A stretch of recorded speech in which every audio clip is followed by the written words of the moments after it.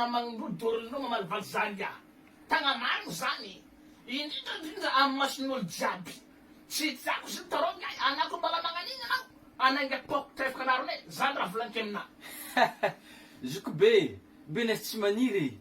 Rastenga si vun kina pa karatengi rin kuna izala. Ana ol geta bi mga nina si pi izala si nangang.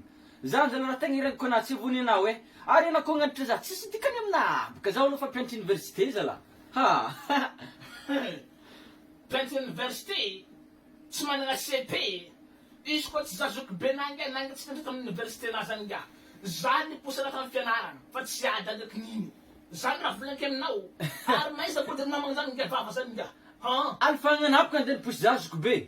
Nangi mana ko nis vola zan kanan den pusina na din ambunan den yan tabi bunan ngil baka. Alfangan na zane. Amrarn. Afi bol zeme he na ko dinar nazala. Tku zani mga tanam zane. Hazala. Na zanga miringul mo na zangay. Tanga mga mbara ko na zangong barbaro. Tanga food sumay na zangay. May tumbon fangan nang. Aha, zob karambar kuna Zukbe. Rambar kuna after tak Zukbe kana fo bines chimanzar. Ziwa umbar kuna arkan finar nganew.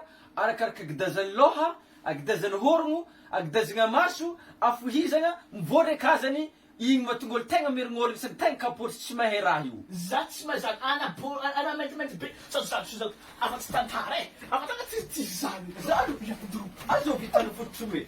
Tasar korestan skabachra. Azap sa tanga borong mas. Arnin ko tapangarah ngrabiro. Azo fanung rabin nam gadi. Ya tu tala tu vlera ta taras jwe. Iskof tantarap ka tuf tantarap at fanung tung defun nam ngazala.